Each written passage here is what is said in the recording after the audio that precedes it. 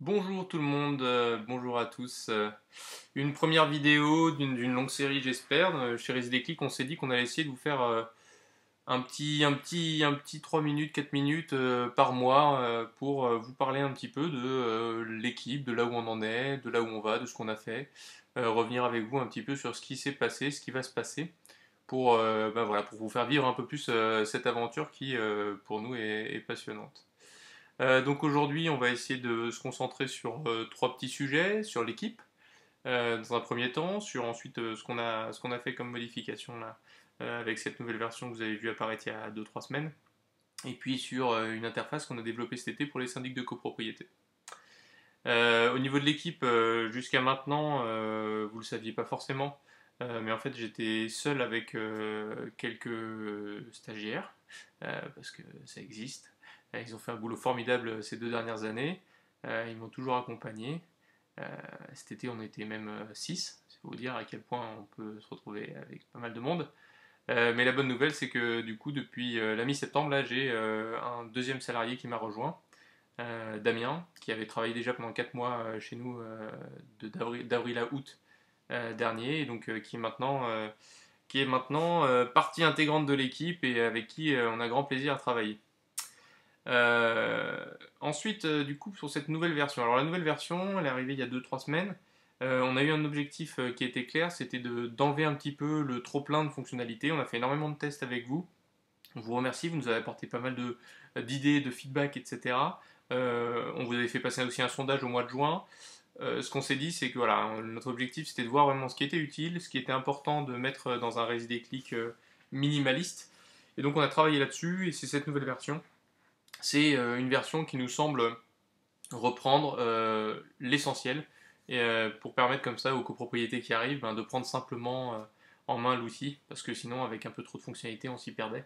Donc voilà, on a travaillé à condenser tout ça, mais rassurez-vous, tout ce qui pouvait exister avant, vous allez le retrouver et en mieux, bien entendu, dans le magasin d'applications qui sera disponible au mois de décembre, que vous avez vu apparaître en haut de votre, enfin dans la petite barre violette en haut de votre page.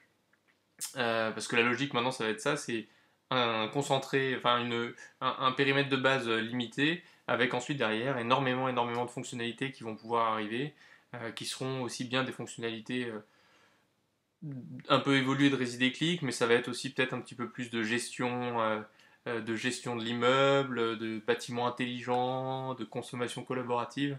Je vous en dis pas plus, on en garde un peu sous le coude. Mais normalement, il y a des belles choses qui sont en train de se préparer pour le mois de décembre, janvier, février. On va bien s'amuser.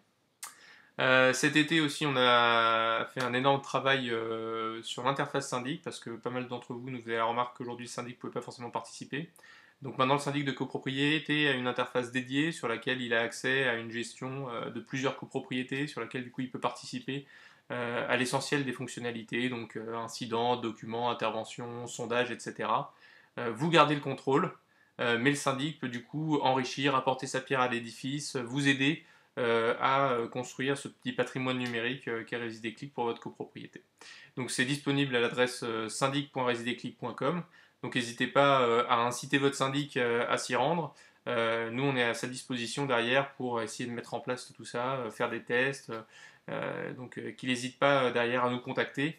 On est à leur écoute et on est bien entendu prêt à avancer avec eux. C'est tout l'objectif.